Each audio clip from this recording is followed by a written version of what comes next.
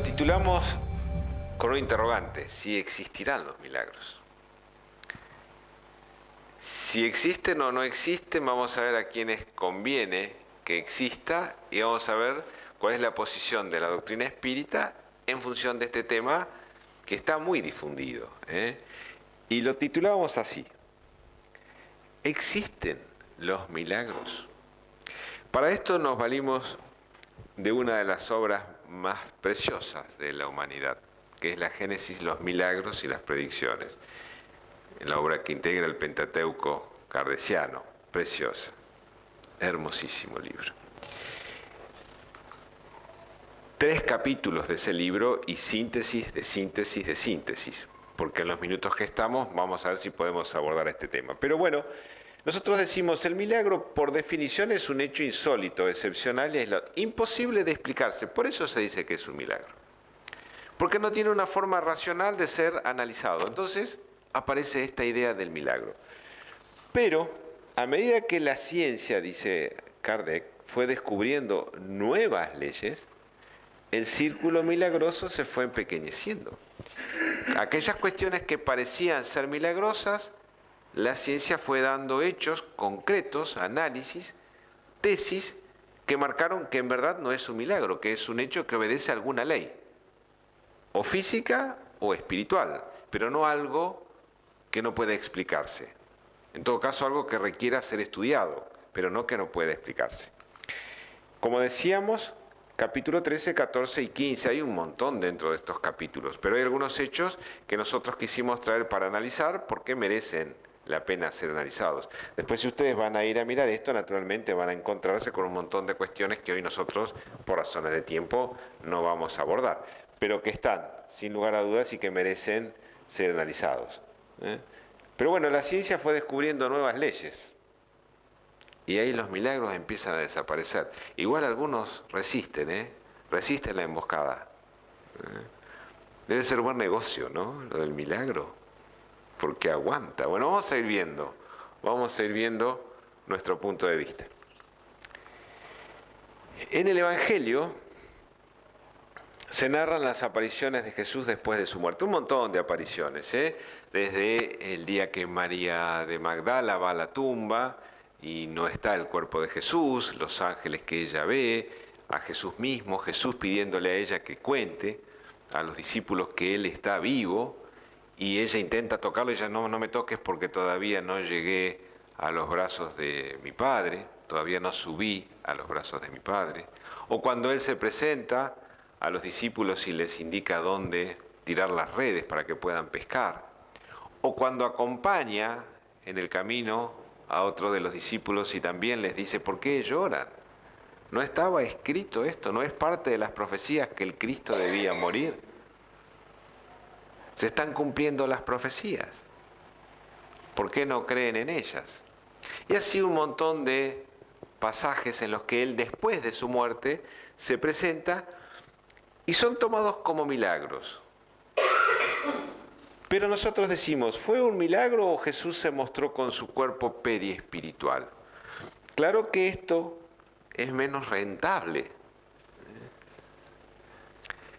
Pero la ciencia espírita demuestra que este elemento semimaterial que une el cuerpo con el alma tiene la posibilidad, bajo la voluntad del ser que gobierna ese periespíritu, hacer tomar la forma que él quiera y cuando él quiera. Si esto es posible que varios médiums puedan hacerlo, inclusive no necesariamente un médium, cualquier ser en el plano espiritual con la autorización de vida puede presentarse, imaginen Jesús con semejante autoridad moral. Podía hacerlo cuando él quisiera. No es esto lo que sucedió, no es que él se mostró con su cuerpo periespiritual, naturalmente respetando esa indumentaria de Jesús, porque él podría dar el formato que él quisiera, pero esa indumentaria para que los discípulos y aquellos que quisieran verlo pudieran, se muestra de esa forma, dando a entender en todo caso lo que después se conoció como la resurrección. En verdad no fue resurrección, Jesús se mostró con su cuerpo periespiritual, lo que la ciencia espírita demuestra cabalmente. Bien, hay otros hechos que están relatados en el Evangelio como causa primera tienen como causa primera las facultades y los atributos del alma. Vamos a ir viendo algunos de ellos en los que aparece la voluntad de Jesús, a veces tiene que aparecer la voluntad del asistido y a veces tienen que coincidir ambas voluntades. Trajimos algunos de los hechos porque son muchos los que se narran, pero algunos que son muy ilustrativos de esto que nosotros venimos a plantear. Marcan a las claras si en verdad estamos delante de un fenómeno natural o de algo milagrosamente sobrenatural. Vamos a ir viéndolos. Bueno, 3 ejemplos en que las propiedades del fluido periespiritual se hacen presentes. La mujer hemorrágica desde hacía 12 años se acercó entre la multitud por detrás de él y tocó sus vestidos. Ella decía, si logro al menos tocar sus vestidos, si consigo esto, decía la mujer, quedaré curada. En ese mismo instante el flujo de sangre se secó y sintió en su cuerpo que estaba curada de aquella enfermedad. Jesús no la había visto a ella lo procuraba a él. Ella intentaba llegar de todas las formas, inclusive él cuando ella toca sus vestidos pregunta a los discípulos, ¿quién me tocó? Y los discípulos le dicen, maestro, cientos de personas te rodean. ¿Cómo vamos a ver quién fue? Es imposible. Sin embargo, él se da vuelta, la mira a la mujer hemorrágica después de 12 años. Imaginen lo que significaba en ese entonces con lo que la impureza religiosa marcaba que una mujer tuviera hemorragias todos los días y durante 12 años. Tocan los vestidos de Jesús y la hemorragia desaparece. Él se da vuelta, la encuentra, cruza la mirada y le dice esto, tu fe te ha curado. Tu fe te ha curado. Él no sabía que ella lo buscaba.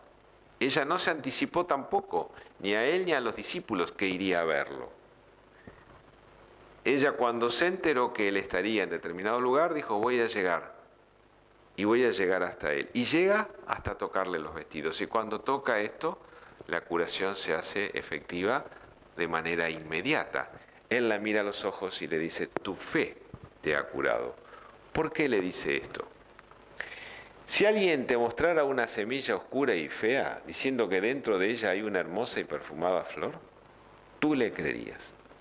Porque sabes que de la semilla nace la planta que produce la flor. La mujer sabía que llegando a Jesús iba a quedar curada.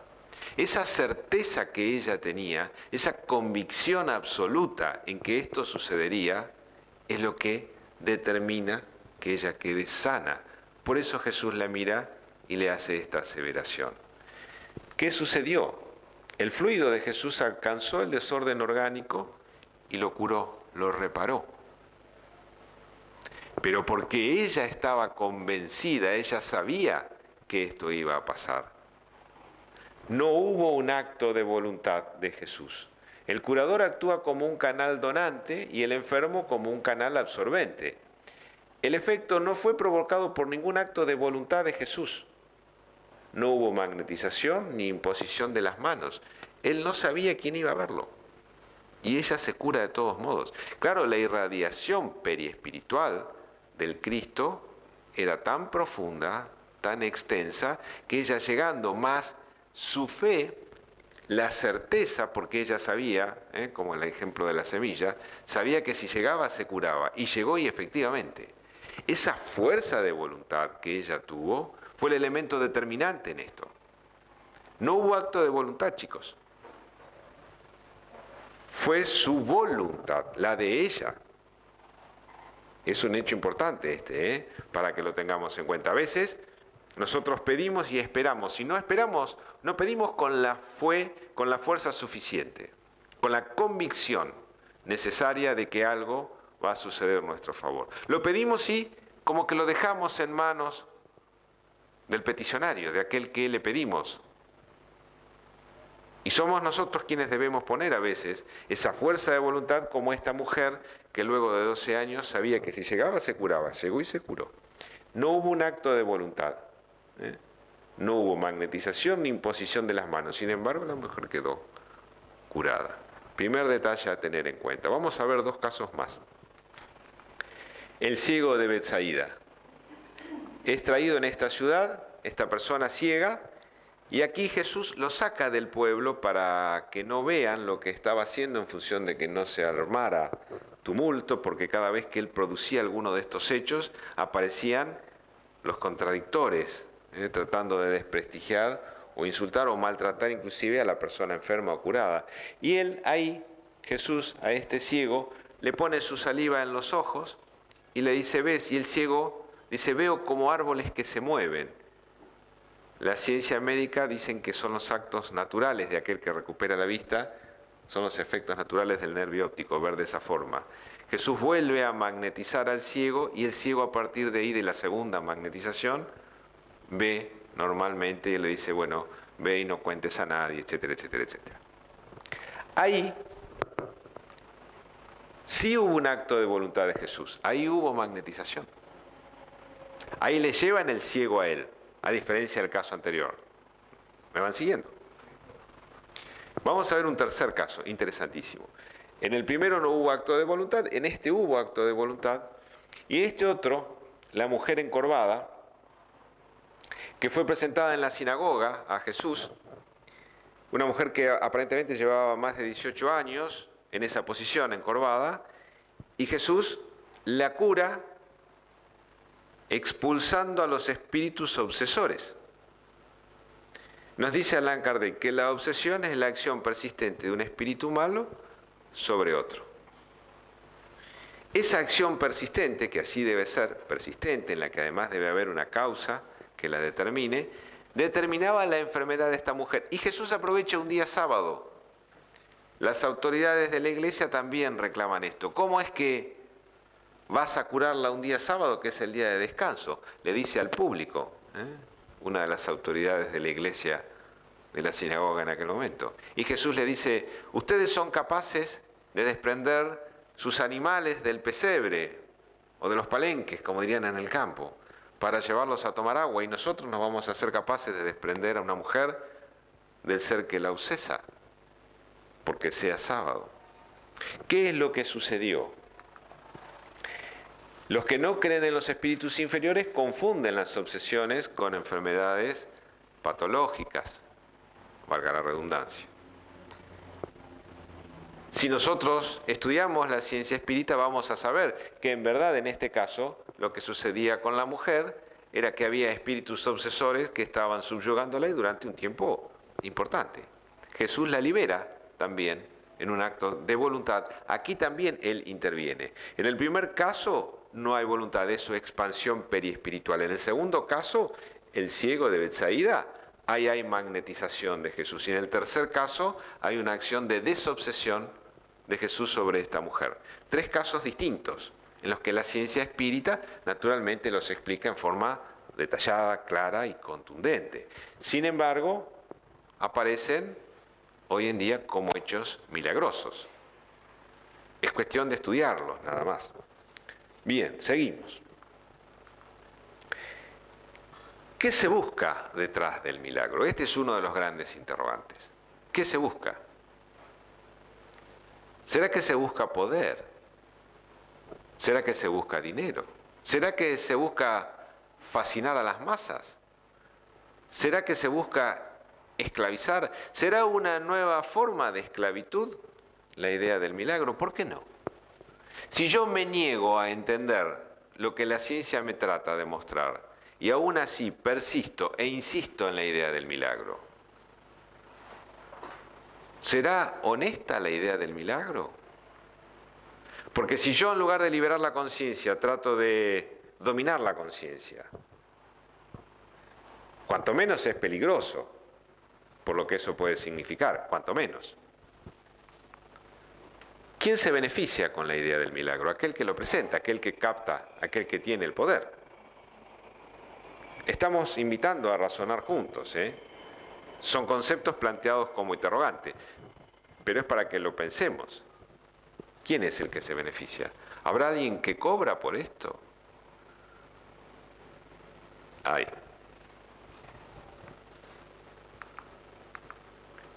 ¿Qué se esconde detrás de los milagros? No creer en los milagros es no tener fe. O decir esto será una forma de presión para invitarnos a no pensar. Cada vez que alguien quiera que nosotros dependamos de él o de ella, lo que va a hacer es invitarnos a que no pensemos.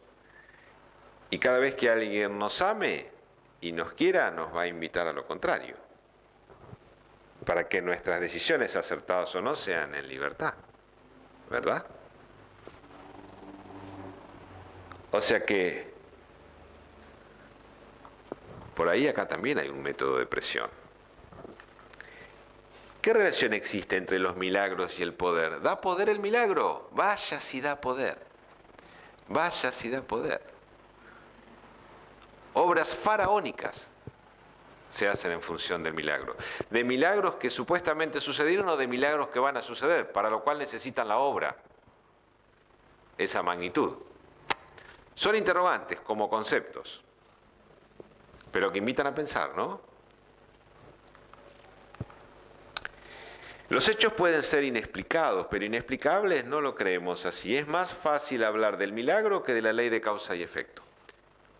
Si la persona que busca el supuesto milagro, nosotros somos capaces de explicarle que todo aquello que nos sucede tiene un hecho anterior que lo determina y que si ese hecho anterior que lo determina terminó por alguna razón, el efecto no se va a producir o se va a producir de determinada forma o de diferente forma. Lo que podrá hacer que esa diferente forma a veces sea una cura, una sanación. A veces una cuestión social, a veces una cuestión afectiva, en función de la causa y el efecto, pero no en función del milagro, algo inexplicado. No es inexplicable, no está explicado, porque esto es más difícil hablar de causa y efecto. Porque hablar de causa y efecto lleva a la persona naturalmente a un compromiso con aquello que está solicitando. Un análisis profundo, un autoconocimiento, si ustedes lo prefieren. Si en cambio yo le prometo, inclusive bajo dinero, que el milagro puede ser producido, eso que es inexplicado, estoy trabajando de una manera distinta. No estoy generando conciencias libres, todo lo contrario. Todo lo contrario. ¿Están pensativos porque les gusta el tema o no les gusta mucho? ¿Sí les gusta? Es interesante, ¿no? Lo desconocido hace volar la imaginación. Y de ahí a la superstición, solo hay un paso. Anoche veía un documental y me recordaba esta diapositiva que yo iba a traerles hoy, esto de la superstición. Un hecho insólito, inédito, pero que tiene explicación para quien la quiera encontrar. La mula es un animal que surge como la mezcla de dos especies de animales distintas, un burro y una yegua, un caballo, el caballo y el burro. Y nace este animal que es híbrido, que en general nace siendo hembra y que produce óvulos estériles, que no pueden ser fecundados. Pero se dieron algunos casos en que la mula quedó preñada, quedó embarazada. Y en el lugar donde esto sucedía, en un lugar de Oriente, un lugar de uno de los países islámicos, hay como una tradición en el pueblo, hay como un dicho en el pueblo, que el día que una mula quede preñada, devendrá el fin del mundo. Imagínense, pobre animal, lo encerraron en un lugar hasta que llamaron a 2 veterinarias especialistas en equinos y entraron a un lugar donde tenían todo oscuro para que nadie se enterara que la mula había quedado preñada, porque esto inclusive corrían ellos el riesgo de que todo el pueblo los iba a juzgar en función del fin del mundo que devendría como consecuencia de la preñez de este pobre animal. Y efectivamente estaba preñada y tuvo un mulito, como un caballito, algo chiquito. Era la mezcla de un burro, el papá era un burro y la mamá era una mula. Esa mezcla salió. Y sacaron fotos y todo. Y cuando el pueblo se enteró, se armaron caravanas de gente que iba a ver esto en función del milagro. Y se empezó a armar toda una escena y un escenario y todo el pueblo. Y venían de varias Entonces después le iban agregando sacrificios al viaje. Entonces algunos lo hacían a pie, otros lo hacían de rodillas, otros lo hacían en mula, y algunos más avesados que se animaban lo hacían en auto. Pero iban todos para cumplir el milagro y para que esa burra o esa pobre mula, en función del milagro que se había producido, les generara o les concediera algún beneficio al estar cerca de la mula. El caballito este que había nacido vivió 1 año y después no saben por qué no lo encontraron más. No saben por qué. Pero lo cierto es que ellos lo consideraron un milagro. Por supuesto explicaban, de tanto en tanto, esta mula es capaz de liberar un óvulo que tenga los cromosomas necesarios y suficientes para que, conectados con el espermatozoide adecuado, genere un embarazo. Es inusual, pero sucede. Para ellos fue un milagro, naturalmente, y así lo tomaron. Luego mostraron otro caso más, en Estados Unidos lo mismo, una mula que también del mismo modo, y ahí ese caballito que nació, o burrito, mulito, no sé cómo llamarlo, ese vivió 5 años. Pero bueno, en este caso no fue considerado como un milagro y lo que se había pasado. Un milagro, superstición, está a un paso. Lo desconocido hace volar la imaginación. Y de esta superstición se valen muchos inescrupulosos. Se valen. Porque es negocio. Digámoslo con todas las letras. Es negocio. Se generan estructuras faraónicas en función del milagro. No son hechos inexplicables. Son hechos que no están explicados, o no quieren ser explicados, o lo que es peor, no quieren ser entendidos. Todos tenemos una secreta necesidad de esperanzarnos, todos. Es más, podemos vivir sin familia, podemos vivir sin hijos, podemos vivir sin padres, podemos vivir sin trabajo. Lo que no podemos vivir es sin esperanza. Porque es el punto de anclaje la esperanza. Es lo que nos da las fuerzas para hacer algo. Por eso todos necesitamos esperanzarnos. Pero lo importante sería saber en qué nos esperanzamos. Porque si yo tengo como análisis previo a lo que estoy buscando la ley de causas y efectos, voy a encontrar una fuerza diferente y suficiente para llegar a eso que yo estoy buscando. Si yo sé que Dios existe, mi esperanza aumenta. Si yo sé que Jesús es el guía y modelo de la humanidad, sé a quién le estoy pidiendo. Si sé que tengo un guía espiritual, sé a quién le estoy pidiendo.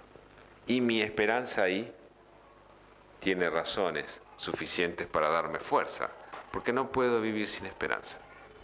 Puede faltarme todo, menos la esperanza. Es un concepto psicológico muy fuerte también. Las religiones no precisan de lo sobrenatural, sino del principio espiritual. El hombre necesita ser auténticamente religioso, racionalmente religioso, porque solo es inquebrantable aquella fe que es capaz de mirar frente a frente a la razón en todas las edades de la humanidad. No hay por qué escaparle a la razón. Cuando alguien no quiere explicarles algo o no quiere darle respuesta, es porque posiblemente algo esté ocultando, si es que no lo sabe. Si no lo sabe, no lo sabe. Pero si lo sabe y no quiere contestar, es porque algo está ocultando. El hombre necesita ser auténticamente religioso. Racionalmente religioso. No es que no tenga fe, sino que la necesito razonar. ¿Cuál es el problema? Tengo que entenderlo. Vamos a ambientarlo. Y ya vamos terminando. Porque el verdadero triunfo consiste en crear conciencias libres.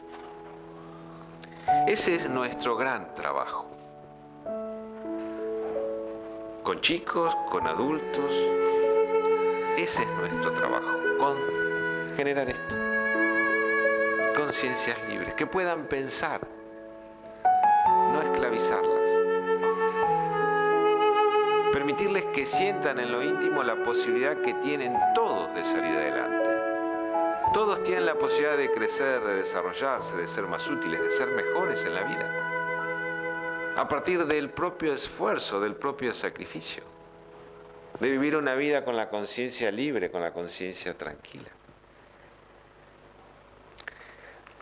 Hay una oración de Francisco de Asís que es extraordinaria y que yo la traje como cierre y como agradecimiento profundo por sus oídos tan atentos. Y Francisco decía: Señor, dame valentía para cambiar lo que pueda cambiar. Dame valentía. Pero dame paciencia para aceptar lo que no pueda cambiar.